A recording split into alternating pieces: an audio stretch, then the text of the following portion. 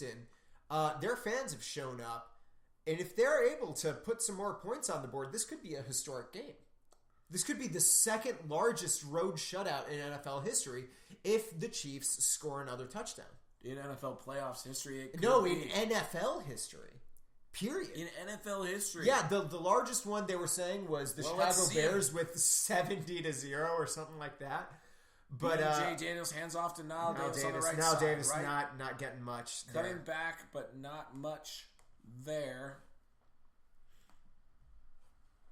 Almost like he doesn't know he's going for an obscure... an obscure record that they don't care about at all.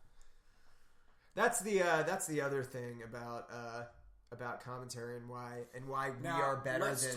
Let's talk about... We've got a minute and a half left in this game. Yep. Let's talk about this Kansas City team and where they're going. So they've got the Broncos next on the docket, right? They have the Broncos or the Patriots, I believe, depending on who wins the game later tonight. Oh, that's right. Because it's... Right, yes. Okay. How do you see them faring against each of those teams? The funny thing is... I think they have a good chance at the Broncos. I do too. I think, though, that they have a decent chance against the Patriots, too. Their defense is just so stifling. It's a really good defense. I don't know how I feel about their chances against the Patriots. I don't know if their offense is going to get anything going against either of those teams. That's the difference, right? Is the Chiefs will win if they have that kind of defensive momentum that... If their defense plays well, that's kind of the key for the Chiefs. The defense has to play well enough for the offense to score a few points, right? And today, obviously, they did They did it. Thanks a lot to the man just sharing a hug with Andy Reid, Albert Wilson, stepping up big in place of his injured teammates. And they are going to go on to face either the Denver Broncos or the New England Patriots. Yep. Who are your Gresses grinders? The Gresses grinders have to be really the Chiefs secondary.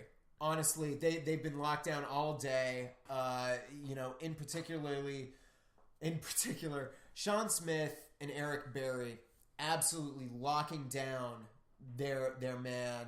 Both Eric Berry had one. Did Sean Smith have two interceptions? I'm not sure. And Marcus Peters obviously needs to be mentioned there too. Marcus Peters definitely had two interceptions.